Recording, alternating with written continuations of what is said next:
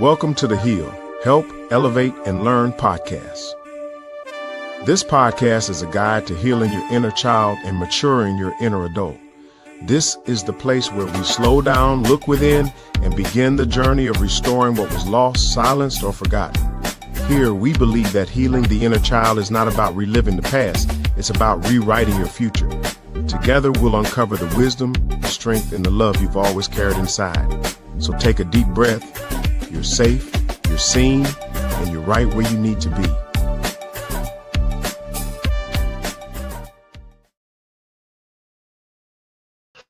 Hello everybody, how you doing today? This is Sakoni Prince of SakoniPrince.com, where we make motivation personal, introducing you to yourself. And I want to welcome you to the H.E.A.L podcast. H.E.A.L is an acronym for Help, Elevate, and Learn, and it's based on my latest book by the same title, but the subtitle is A Guide to Healing Your Inner Child. We're also working on the sequel to that book, which is going to be a guide to maturing your inner adult. So that's why we're focusing not just on our inner child, but also our inner adult. And listen, I want to thank our sponsor for this particular episode, none other than BetterHelp. This episode is sponsored by BetterHelp. BetterHelp connects you with a licensed therapist who is trained to listen and give you helpful, unbiased advice. First, you go to their site. You can use my link, betterhelp.com/SakoniPrinceH.E.A.L. You answer a few questions, and BetterHelp will match you to a professional who's had years of experience helping people with struggles just like yours. You can do it all from your phone or your computer, via a phone call, a video chat, or messaging. However you feel most comfortable, it is the easiest possible way to start talking to a therapist. You'll be matched to a therapist usually within 48 hours, so you can get started fast. Let BetterHelp connect you to a therapist who can support you all from the comfort of your own home. Visit betterhelp.com/SakoniPrinceH.E.A.L or choose SakoniPrinceH.E.A.L during your sign up and enjoy a special discount on your first month. Again, we want to thank BetterHelp for being a sponsor of our podcast. And if you have considered therapy and you are kind of leery about trying to do something in person, I would definitely give them a try. You can actually do everything, as I said, from the comfort of your own home. So something to consider, something to think about. Well, listen, I want to get ready to bring up our guest for today, and I am super excited. When I had a chance to first talk to him on the telephone, I could tell that this guy was passionate about what it is he does. And not only that, but he is more than knowledgeable. So I definitely had to have him on this podcast and bring him to you. So with that being said, I want to introduce you to our guest, none other than Gerry Binford. Gerry? Yes, sir. Introduce yourself. Hey, I'm Gerry Binford. I am a professional life coach, part-time minister, family life minister at the Lakewood Church of Christ here in Knoxville. I'm a husband. Been married for 36 years, 3 kids, and 1 grandchild. Okay. And so that's who I am. Been involved in ministry and working with people. I also serve as a life coach at a place called H.E.A.L Recovery Center. So I do a lot of things like that with different people. So I'm glad to be on your show today. Okay, well, we are so glad to have you. And we're so looking forward to diving into these questions, man, because, like I said, last season, we talked more about the inner child. But this season, we want to actually talk about not only inner child, but also the inner adult. And so let's see here. I want to make sure that we cover all of our comments here. We have a comment, and this may be somebody that you shared the link with. It's somebody, MH. Say amen, hallelujah. Yeah. I don't know if that's a friend of yours or not. Yeah, that's one of my buddies. All right, well, cool. Well, hey, man, glad to have you. And in fact, we're asking those that are on, if you can like and if you can share it, that would help us out so much. All right, so our first question is, what does maturing your inner adult mean to you? And how has that shown up in your personal journey? Well, what it means to me is that you know who you are. It means that you have examined, you have seen, you have located, you have looked at your inner self. Because a lot of people don't look at the inner self. Sakoni, when you and I was talking earlier, you was talking about the inner child. Right. One thing that I did back when I was about 30 years old, I realized that I was not relying on my inner adult as much. Mm-hmm. Going back to my inner child. Right. What it does is makes me mature. It makes me confident. It makes me enjoy life a lot better than I ever have before. Right. Because I can see what God has done and what has been done in my life throughout journey. Right. To about my journey, I served 18 years as a college minister. Okay. During that time is where I learned that you're being the inner adult. That means that you are so confident that you can pour your life into other people. That's good. That's good. You don't have that you don't have that maturity. You're always very apprehensive about who Right. you talk to and how you talk to them. Right. Having that inner adult, that mature part of you, you don't mind pouring into people. You don't mind Right. sharing with people.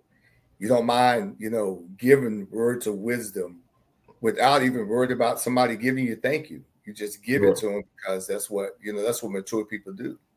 Right. Right. Growing up in my community where I grew up, the older men was willing to share with us all the time. Mm-hmm. And I wonder why, because they were so sure of themselves in the craft that they were in. They wanted me to reach the maturity that I need. And I might have something in which somebody else need to have. And so I got to be willing to share what God has given me. Right. Right. I think one of the grandmas one who said that to a kindergarten gardener, a fifth grader is a genius. Yep. Because they've actually gone through some stuff, and and they know more than somebody who is behind them. And I think that all of us, we need to realize that each one can reach one. You don't have to be a college professor, to be able to teach somebody or to share some wisdom. And there's one friend of mine, he said that an expert is someone who's made every possible mistake in a particular discipline because they know what not to do. Yep. See, Yeah. mine is I give people the freedom to make mistakes. Fall. Yeah. Well, Yeah. what are you learning from falling? Well, you learn how to get up. One thing. Another thing is you don't wallow in what you've been in. Right. Then you find a solution to go the next step. Right. If you don't fall, you never know. Right. And you never fail in anything. You never achieve anything either. That's a truth that Now, I have. yeah. Now I'm going to say something that I want somebody to fact check me on, because my coach, Dr. Reuben West, he talked about how giraffes, they have their calves not laying down but standing up. And I mean, if you can imagine how tall a giraffe is, yeah, falling from the birth canal, hitting the ground. Yeah. And one of the first things that the mother giraffe does, once the giraffe gets up wobbling on their feet, the first thing they do is kick them right back down. Whoa. Because they got to get back up. Yeah. Because if you don't learn how to get up, you are easy prey for any predator. Yes. And you would think it was cruel. In fact, you would think it was something that, why are you doing that to your baby who was just born? Because she knows if they don't know how to get up after they fall, they are prime. Yeah. They are a prime target for a predator. And so yeah. And that's one thing that when I was teaching school, we had this mantra: each one teach one, and we all would know. That means that might be something I know that you don't know, but I want to make sure. Right. I want to make sure you know it, and we all know. And that maturity gets you there because you want everybody to win. Right. You don't want to be the only winner around. You want everybody to win. And I think that sometimes we miss that. But I found in every situation, Sakoni, every time I've been in a situation where everybody is winning, everybody is growing, everybody is maturing, and nobody's left behind. The Bible says, in 1 Corinthians chapter 12, it talks about the weakest link. Well, that's the one that we offer more care to and support that, because we're only stronger than our weakest link. Right. Right. So we have to help. We have, everybody's got to win, Yeah, that's so true. We got another comment from Anthony Jernigan. He said the wood is on fire. Hashtag the wood is on fire. Well, let's go then. Let's get it going. Let's get it going. Get it Our next going. question says, many of us carry unhealed parts of our childhood. Mm-hmm. What are some signs that your inner child is still in control of your decisions today? Oh, that's a tough. I was thinking about that one today. The inner child for me. I give you an example. This thing keep falling out my ear. For me, I was born with a learning disability. Okay. And a speech impediment. Okay. And as you can tell now, I don't have a speech impediment. Okay. But what it done for me, it made me always look to see that I thought everyone was smarter than me. Mm-hmm. Everyone was better than me. Right. And it held me back for a long time. Mm. And when I went off to college, I studied speech pathology so I could be able to be a help. What my problem was, I became an expert, what they call expert at it. But one thing that I learned is that it still fostered me feeling less than. Right. And it was a professor, one of my professors, Dr. Cofield. She told me, she says, Gerry, you are a technician. And I didn't know what that meant. She said, you know how to interact with people. Mm. That's a gift. Right. He said, these other girls in speech pathology, they got to learn how to interact with people. Mm. So as a speech pathologist, what you do, you have an advantage because you already know how, and they don't. And I said, wow, I got something better than these other speech pathologists.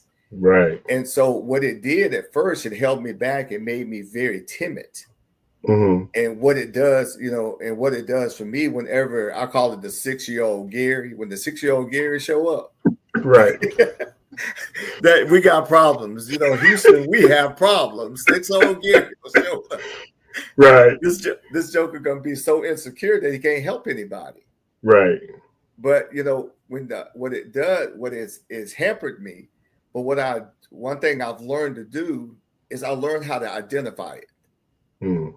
I can see it in different situations that I'm in, even dealing with, I got a very smart grandchild. Mm-hmm. I have to, even with dealing with her, I said, man, I wasn't that smart when I was 10. But she don't need to know that, you know what I mean? And so what I do is I say, well, I'm the adult here. And even though she got some knowledge, but she don't have wisdom. Mm. Mm. And so what I've learned through life, I gain wisdom by living life and by applying the simple things in which God has given me into practice. And so what it does, that immature Gerry, that child Gerry, sometimes play a role and say, you can't do this, you can't achieve this, you can't accomplish that. Mm-hmm. And then when I said, no, I can, I'm here, I'm here, I'm doing it, when I got, I'm going rattling on, but I want to tell you this, how it helped me. Go ahead. When I got my master's degree, and I had one of my mentors told me this. He said, Gerry, they don't give master's degrees away. You got to have some kind of wisdom or some kind of know-it-all or to get a master's degree. I go, what? I said, oh yeah, that's right. Right. And so the child Gerry that was inside saying, boy, you still don't know nothing.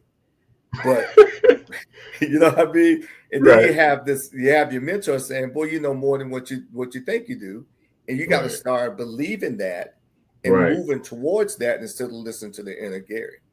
That's true. That's true. That's true. In fact, we got a couple of comments I want to throw up on the screen real quick. Okay. So this is my wife. In fact, she says, we all bring value in our own way. Then we have another comment from this Connie. She says, getting an education in the area, the fact that you were weak was a wise move. And that is so true, And I know we haven't had this conversation, but Okay. when you mentioned speech impediment, I had a stutter when I was younger. Really? Yes, and if you would have told me that I was going to be doing motivational speaking, standing on stage, talking in front of people, I would have said you crazy,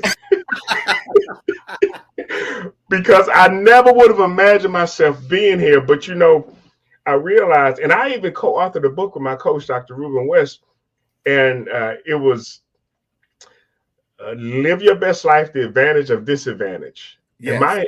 And the title of my chapter was "Stop Stuttering at Life."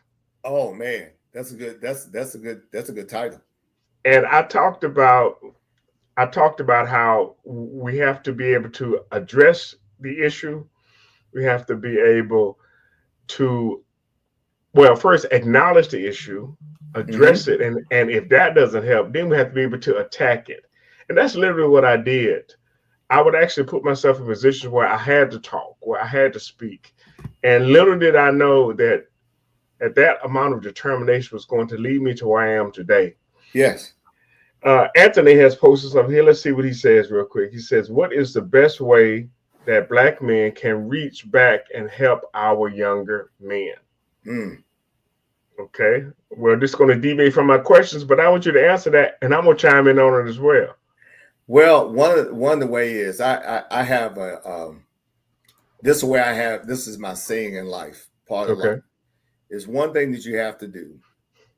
You have to find you a smarter person, a mentor.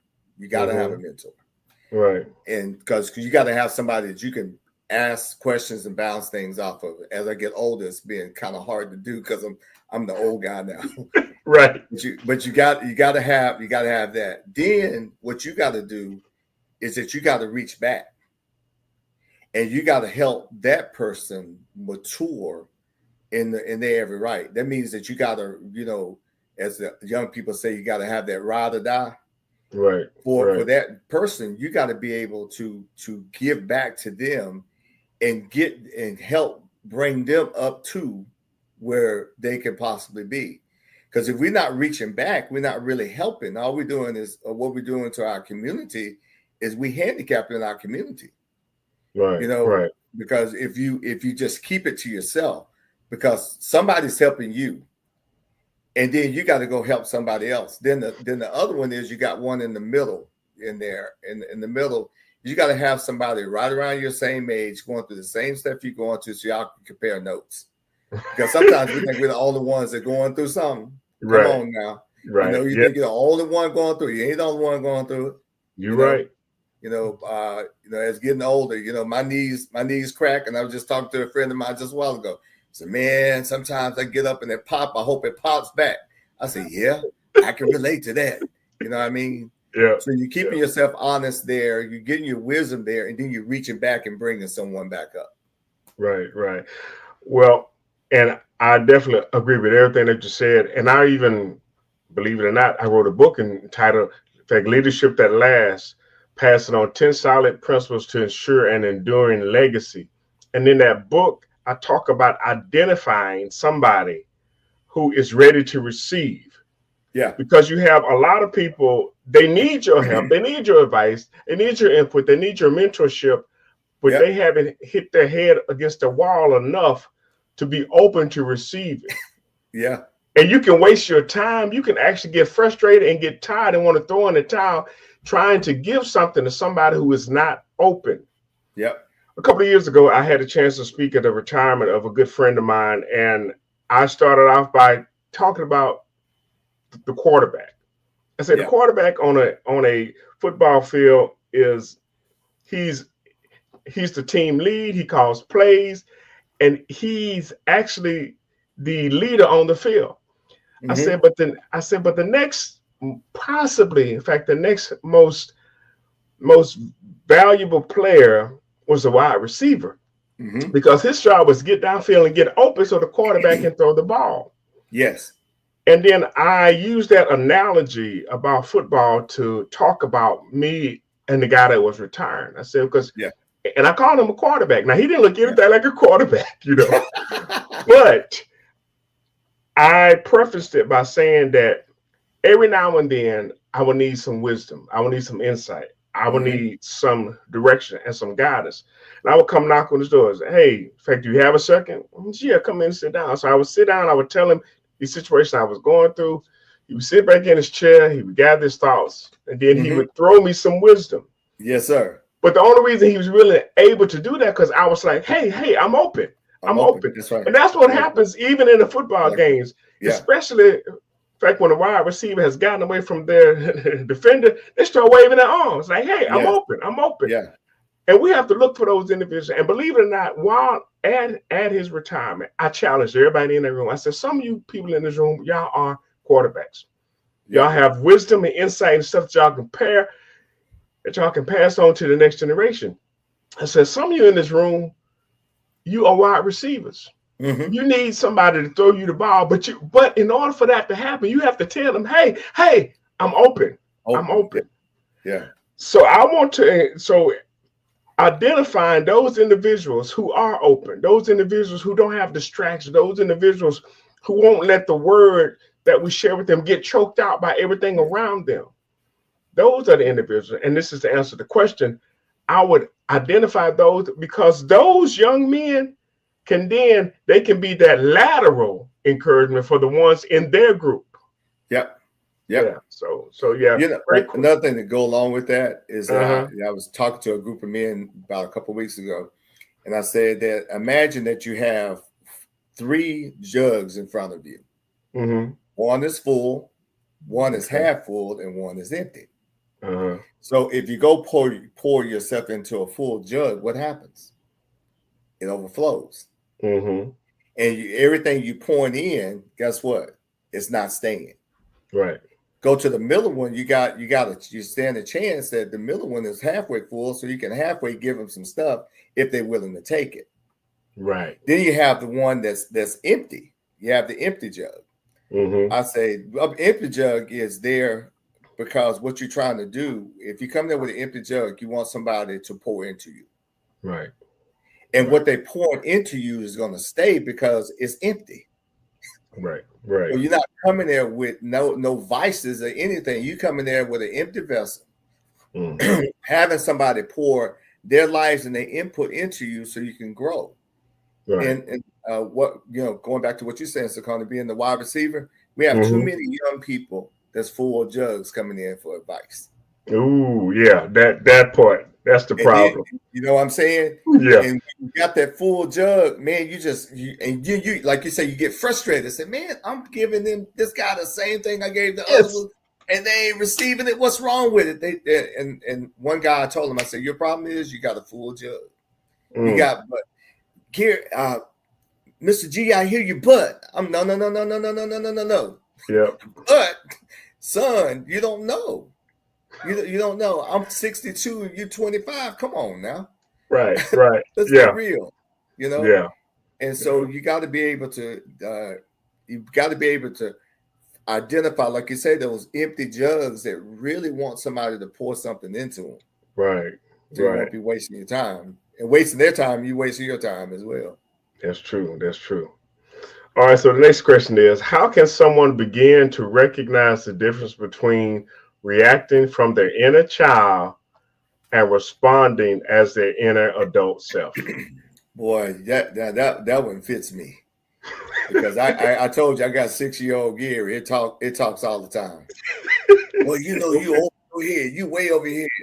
No, I'm not. Yes, you are. Yeah, no, I'm not. Yes, and so you have that inner Gerry, which is a 6-year-old Gerry, sometimes try to talk me out from moving forward.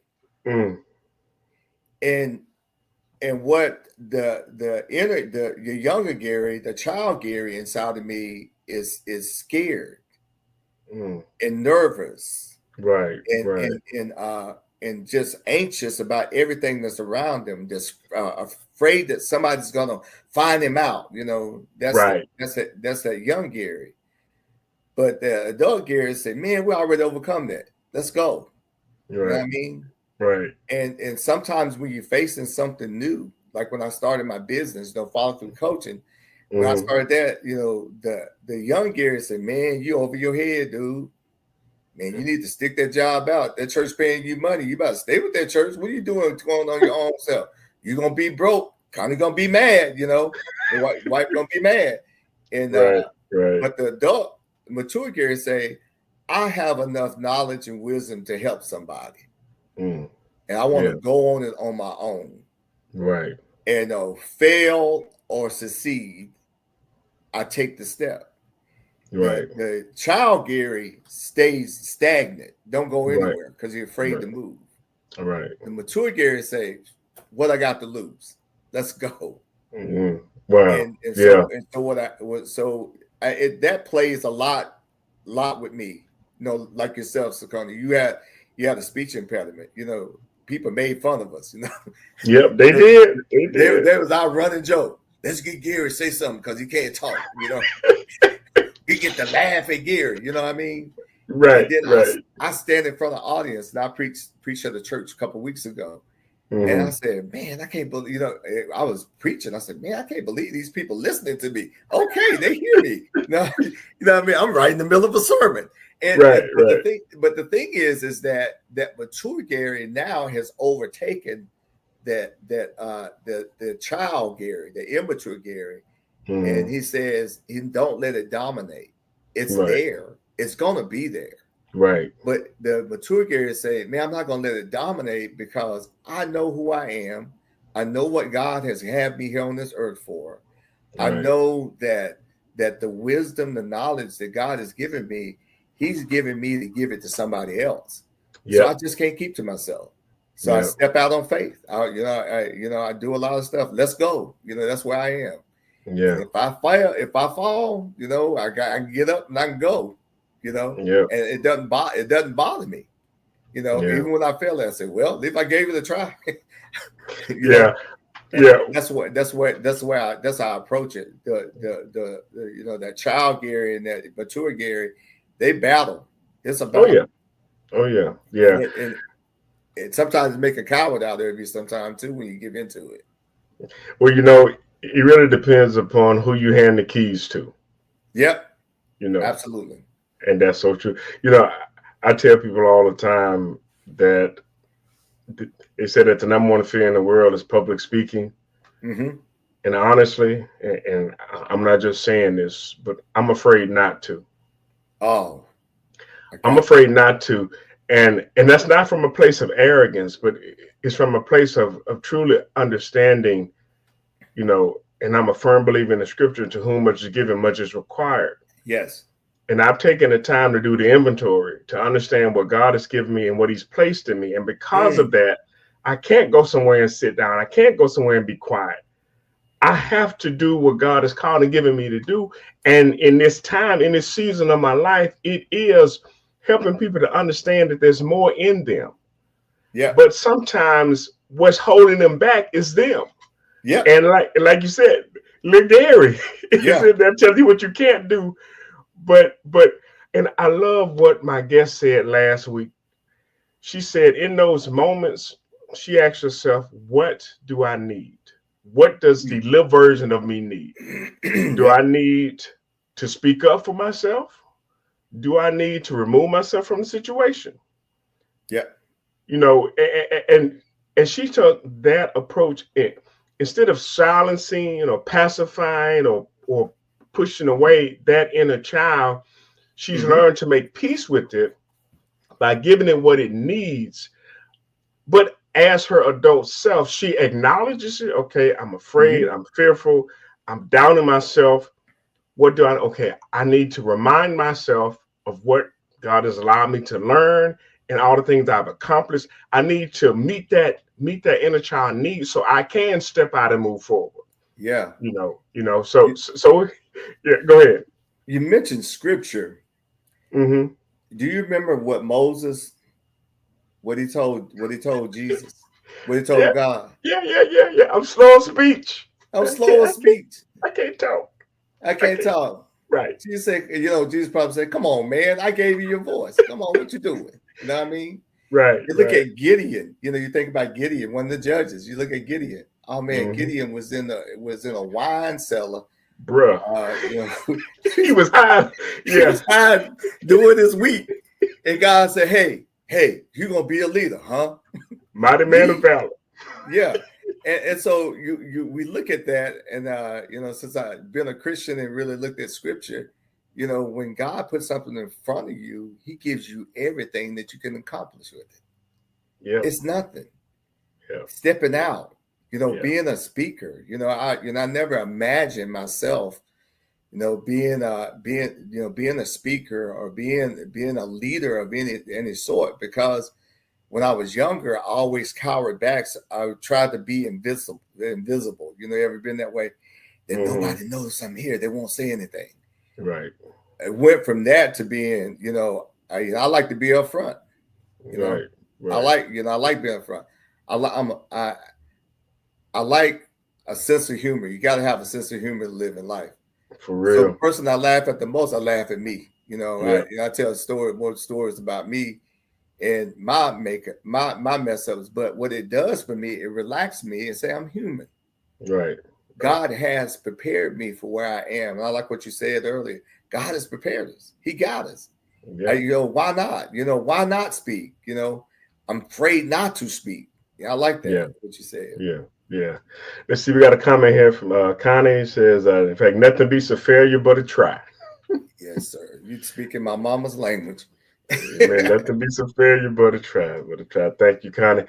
All right. So our next question is, in your experience, what role does forgiveness of self and others play in the healing and maturing process? Well, back when I was 30 years old, Mm-hmm. one of the biggest problems I had and had to overcome was my anger. Oh, okay. And Okay. so I had to understand. They say, Gary, you're a college minister. Why you have so much anger inside of you? Well, Mm, the anger came from the fact of young Gary being so never validated is validated. I never got validation that I right. was smart and stuff like that. Right. The anger came from people talking down or talking as though I went in the room. Mm, And so one thing I had to learn to do is that I had to make my anger my ally. And I read this book, is that you got to identify what makes you angry and why you're angry. mm, And so what it did for me, and this is a true thing, what it did for me, it made me go back and deal with, you know, like the lady time I had to deal with Gary, that young Gary, right. and tell them that no, that's not who you are. You're Mm, not that person. What mm, you are is actually you are is what God exactly made you for and made you what you are right now. So when I right. identified the anger, what was making me angry, then I had to go back and identify the people and say things to them. The book was so interesting. It says go back, even if they're dead, write a letter to them. Right. Right. Write the letter. I said, Right. write a letter. That's dumb. You know, how can that help me? You know, but what it was is writing a letter telling them how they hurt you, Mm-hmm. how they disappointed you, and tell them. And then later you say, I forgive you. Mm, You know, and I did that with, you know, reluctantly. I did it, but right. man, it works Yeah. because it liberated me to the point that I could forgive myself for not trusting me. And Right. so what it did for me is that it taught me that you cannot let anything in your past hold you back. Mm, One of my favorite scriptures to use is Philippians chapter 3, verses okay. 14. It starts in verse 12. And Paul says, I'm paraphrasing, it said, one thing I do is forgetting what's behind and Right. straining towards ahead. I press on towards the goal in which God has called me heavenward in Christ Jesus. Right. Well, if I'm going to continue to look back here, that past is going to pull me right back where I was. Mm-hmm. But the Right. forgiveness there, I can leave it there. It's not like forgiveness work for me. This is my definition is I still remember it, but it don't control me anymore. because I've let it go. I've unleashed it. It's no longer controlling me. Right. And so what I had to learn to do is I had to learn to forgive myself when I didn't step out. And then I had to forgive the people who tried to put me down and pull me down. And you can remember those people. I don't care who it is. You can remember who those people are. That's always saying, that boy's dumb as rock. He ain't gonna never make nothing. Okay, that's good. I'd send him a copy of my degrees every time I get one. But right. You know what I mean? Right. Or I proving them wrong to myself that I'm achieving. So what I try not to do in that, I try not to. So this thing keep falling in my ear. I try not to look back where I used to be as much as possible, only for reference of a lesson learned. Right. I try not to look to where something that caused me pain and disappointment to the point that I'm letting it cripple my present, which is gonna cripple my future as well if I do. Right. And in my line of work, as a life coach, working especially with a drug rehab place, man, let me tell you how many times that they pass has just crippled them. They've done so many crazy stuff in their lives, and they say, "Well, I just can't become anything." Okay, I'm an optimist. Yes, you can. Well, I did this, so I can tell you some things I did too. But what you're doing is I try to stay in the present as much as I can, the presence, in the present as much as I can, so I can understand and navigate my future. Right. If I let my past failings of people saying things about me or put me down, if I stay back there, that's what I'm going to be. Somebody's going to always try to help. I'll be Paul Gerry. Somebody got to help Gerry all the time. I'm not that person. Right. I'm not. Right. I'm gonna go get it. I like to go get it. Okay. And in my preaching, my teaching, my counseling, my marriage, is just just flowing with that. What God got for me today, not what happened to me tomorrow. What God got for me today, so I can move forward. Right. Well, and actually, in fact, there were a couple of things that you said that really stood out to me. And one of them is a quote by Dr. Maya Angelou, and she said that people will forget what you say, they'll forget what you do, but they'll never forget how you make them feel. Mm-hmm. And when you consider people that talked about you or put you down, I'm quick to say that emotions highlight certain parts of our life. Yep. If you want to be unforgettable, have an emotional experience with somebody. Now, that can be a positive or negative. Yeah. Because there are some people's names, as soon as you bring it up, you immediately get mad and you immediately get upset because of the negative emotion associated with that person. Yeah. But there are other people, as soon as you bring their name up, you immediately think about them because of the positive emotions that are associated with them. Mm-hmm. In fact, the other thing that you mentioned, and I even talk about this in my book, about reparenting yourself. Yep.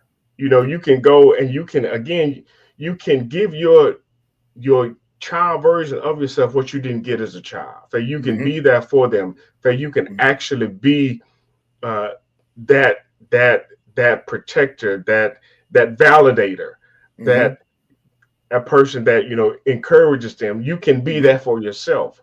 Yep. And the other thing that you mentioned, and I even talk about this in the book, I talk about writing it, reading it, and releasing it. Oh yeah. And see, most of the time, especially for us men, because women, they'll journal, they have little notepads and books everywhere. We don't want to write all our stuff down, have somebody find it. No, we don't need you to be read all that. Yeah. So that's why I in the book I said, if you got a 5-pinch, you got a barbecue grill, just write it down. Go outside, read it, and just set it afire. Just put it out and just burn it. And that allows you a chance to really release and let it go. So that is, in fact, to me, that's an important part of healing. Who is this on here? With Bon Bon. That's my poppy. That's my grandbaby. That's your grandbaby. She's tuned in. Hey, Bon Yeah, Bon. yeah. Yeah, we're She glad to have tuned you in. on here. That's my girl. One thing Yeah, I man. want to say too, Sakani, Go ahead. to follow up what you said there, which you burning it, getting rid of it, as a validation. Now I tell guys all the time, in counseling, is that it's three things you can do with it. You can mail it, you can burn it, or you can bury it. But when you mail it, whatever three you choose to do, guess what? It's gone. And it no longer have a control of you. You let it go, you release it, and then you can move on. You let go of that dead weight so you can be able to live on. And and it's hard, Yeah. I like to have burn parties, not burning books, but I like to burn parties.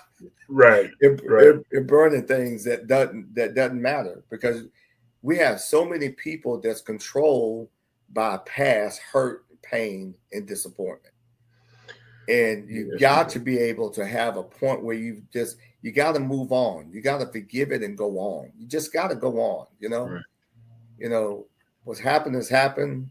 Let's go, Right. And my mom, I can put a plug in for my mother. She's been dead and gone 15 years, but I can put a plug in for mom. Mom never let me wallow in my sorrows and disappointments. She always looked at me and she always told me, she said, you can become whatever you want to. When you let a person tell you what you can't be, then that person controls your life. Wow. But if you believe that, then they got control.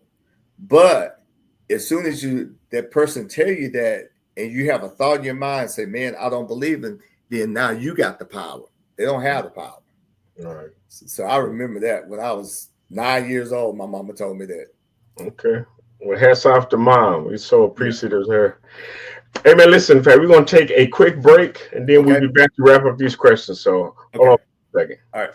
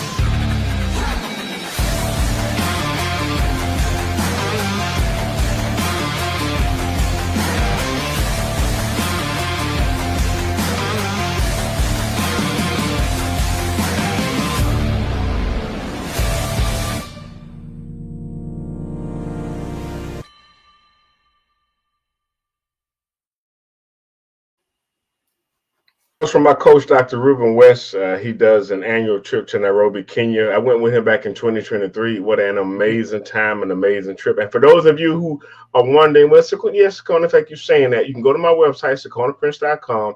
On the banner or on the front page, you'll see that there is a graphic that says Impact Tour, Nairobi Impact Tour 2023. And you can actually chronicle my flight there, the actual, in fact, safari that we went on, the speaking events, the gala, everything. It was amazing. And we've had a chance to speak at Parliament. So I want to thank him for that. So yeah, it's an amazing trip. If you're ever considering going to Africa, definitely I would encourage you to go to thebesttripever.com, or you can just reach out to me. I can get you in contact with him. You definitely want to be a part of his next trip, which is going to be coming up in July of next year, 2026. So now you have a chance to make your decision. We got one other commercial because I'm talking about the sequel of the book I'm writing. Then we're going to get back to finish up these questions. So check this out. All right. You've taken the first step. You've learned to heal. Now it's time to go deeper. The journey to maturity doesn't stop with awareness. It grows with action. In this powerful sequel to H.E.A.L, You'll uncover new strategies to elevate your mindset, strengthen your emotional resilience, and step fully into the adult you were always meant to be. This is more than a book. It's a blueprint for transformation. Are you ready to rise? The next chapter of your growth starts now. Available soon on Amazon.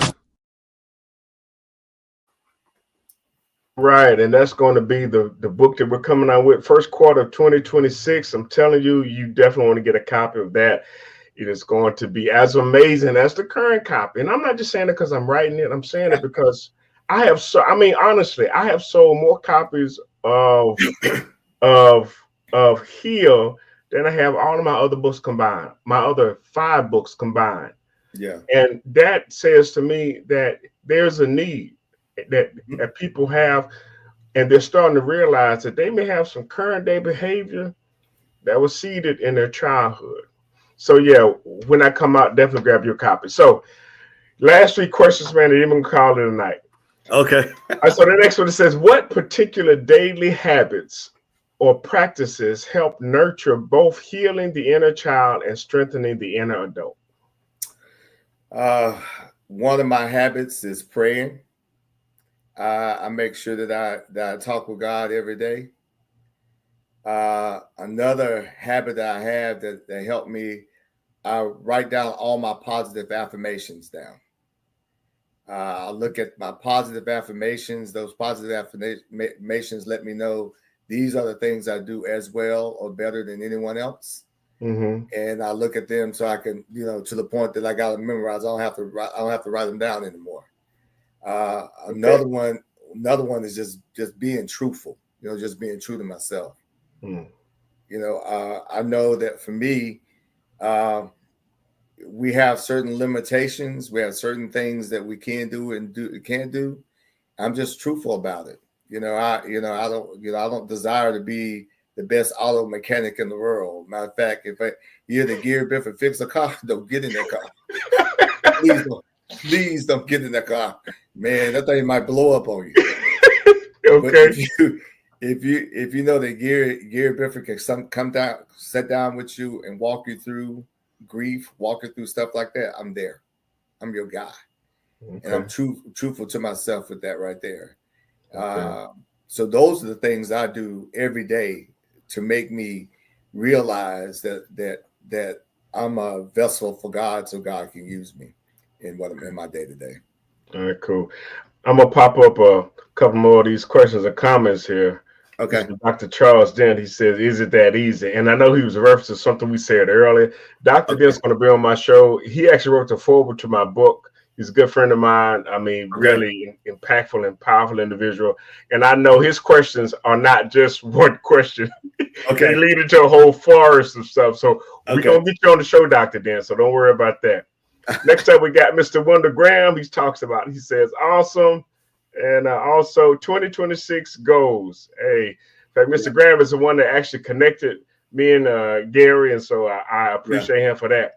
The next comment we have here is coming from Lakewood Church of Christ. He says, great dialogue and much needed. Okay. Man, I'm glad somebody's being blessed by this. All right, last 2 questions. Okay.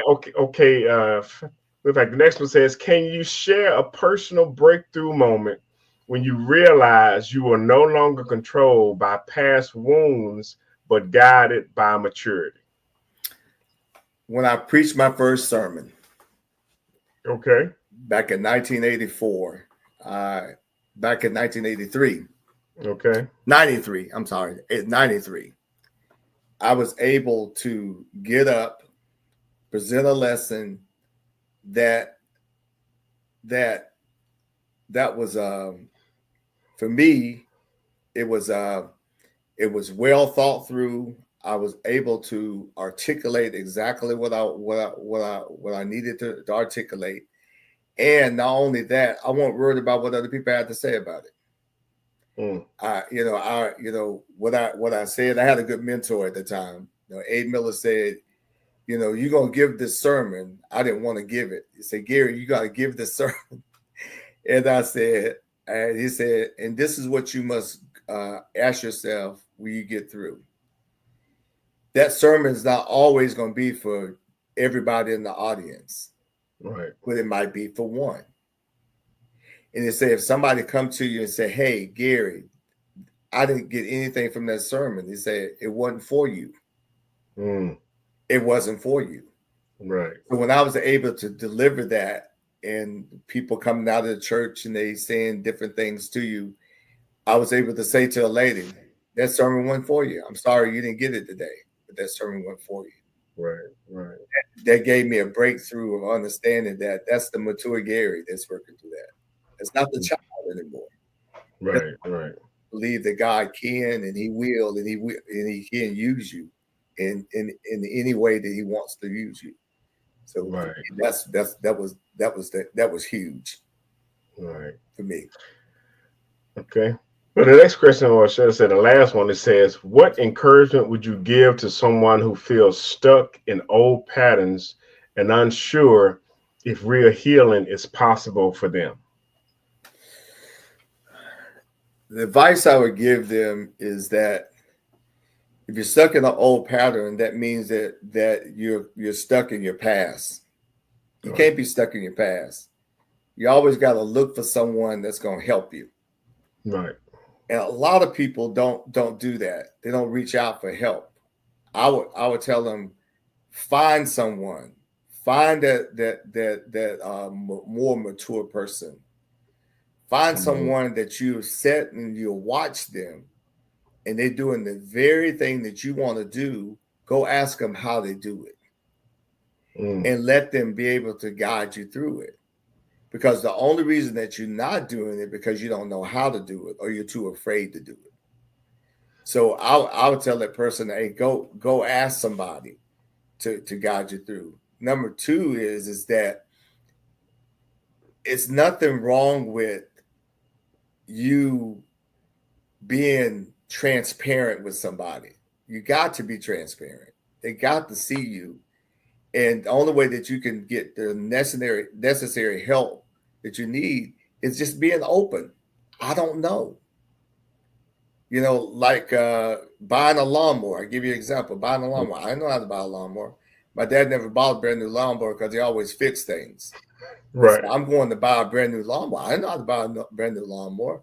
So my neighbor had one. I said, hey, how did you buy that lawnmower? He said, are you kidding me? I said, I'm not kidding you. My grass needs cutting. I need to buy a good lawnmower. And you know what he said? Come and go with me. I'll show you. So back then he took me and we walked through all the different brands and stuff like this. And don't buy this cheap one. That's too cheap. Buy this one right here. You want a mulch one. I didn't know no difference in a mulch lawnmower and a regular lawnmower. But what he did is he took me and he showed me how to purchase a lawnmower. And so I had to step out and ask somebody, don't be afraid and be open about it. Because he thought it was funny because he said, you joking. I said, no, I'm not joking. I'm being honest. You know what I mean? And so you got to be transparent. Right. And so those are two things I would say to anyone is that, you know, find somebody. Gotta find somebody. Don't be afraid. And then when you find them, be open, be transparent. Because so in other words, you got to be an empty jug. You got to be an empty jug. You going back to that? Yeah, you got to be the empty jug. It's called a callback, by the way. Yeah, that's right. You got to be the empty jug. When you're the empty jug, they start filling you with stuff. Right. And so going back to Abe, I talk about Abe Miller a lot. He was a minister that I worked with when I was a young preacher, and I was the college minister at Indiana State University. And Abe came to me and he said, GB, you've got to learn to do ministry out of the strength in which God has given you. Stop trying to be like me. Stop trying to be like everybody else. Right. He said, I'm going to show you how you can use it. So he took me and he showed me and he set me up a lot of times. I can't get over and speak at this place. Could you go speak at it? Hey, I'm not going over there. I said, there's a bunch of old white people over there. What I'm going over there for? He said, oh, half of them can't hear you. Just go and preach. So I would go over there and teach hard, just teaching hard. I was just sweating. And then he'd come back and say, why they send that Pentecostal preacher over there? And he said, that Pentecostal preacher is this is my assistant preacher. And he go, oh, okay. But he did things to pull me out of my comfort zone. Right. He knew if he had to ask me in advance, I wasn't going to do it. But when he tricked me, I call it tricking me. I can't get over there. I'm stuck across town. Go over there, get this, go there and do that. And I would go and do it, you know. Yeah. And so he was a mentor that taught me how to preach, taught me how to be myself and be comfortable in being myself. Cool. Man, listen, we've got a ton of comments, and if we take the time to answer all these, we're going to be in here till 9 o'clock. So, okay. And the comments that are coming from the individuals, Dr. Wendell Graham and Dr. Charles Dent, y'all get ready, because y'all gonna be on the show. Y'all gonna be on the show, and we'll have a chance to cover all of those questions and everything that you've done. Listen, man, I want to thank you for your time. I want to thank you for all that you do. If somebody wanted to connect with you, how could they do that? It's two ways. You can connect to me with my phone number, area code 256-508-9407. On my website, I want you to go to my website. It's followthroughcoach.com. That's followthroughcoach.com, and go there and see what I have to offer. And also, you can email me at Binford.Gerry, that's Gerry, at gmail.com. So those are the ways that you can get a hold of me. And look forward to hearing from you. I appreciate this, man. I like this. Being on, chatting it up with you. Well, man, you are so welcome. And I know that somebody that tuned in definitely got something out of it. And listen, like I said, if we went through all of the comments, especially from Wendell and Dr. Dent, in fact, we'll be here till 9 o'clock. But I'm going to hit them up a little later. But anyway, with that being said, we want to thank y'all for tuning in to this week's episode of the H.E.A.L, Help Elevate and Learn podcast. And we look forward to seeing you next week. But I got to get out of here with none other than my sizzle reel. So until next time, we'll talk to you soon. All right. Good night. Well, my name is Sakoni Prince of SakoniPrince.com, where we make motivation personal by introducing you to yourself. I'm a motivational speaker, a trainer, and a coach. I'm also an author. I help people in the area of personal development and leadership development, because I believe that you can't lead others until you learn how to lead yourself. But once you learn how to lead yourself, the next logical step is that you lead other people. Sakoni Prince is the best keynote I've ever seen. He really encouraged me so much. He has this ability of seeing in people what they don't see in themselves. He was so confident. When he was coming to the stage, you could see like, wow, this is a lion. Any actor that's going for a role, they do a case study. If I'm going to be a fry cook, I go to a restaurant and watch people that are fry cooks. If I'm going to be a mob boss, I go and, well, maybe not go to where the mob, but you take some notes as to what they do. Our children are watching this. What can they reference when they step into our shoes? I do what I do because I believe that people have truly yet to understand their purpose. Once you know who you are, nothing can stop you. But until you know who you are, anything can. So my goal is to really help people to understand their purpose and their calling. And oftentimes they have the answers themselves, but they're not asking the right questions.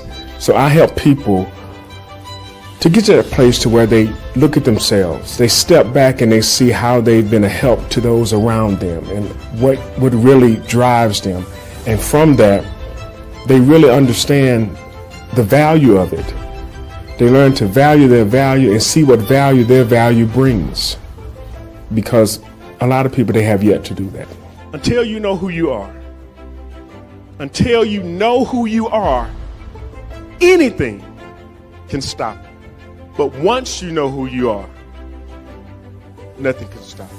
I want you to understand that you are blessed. That you are blessed to be a blessing. That there is somebody looking up to you. They're looking at you.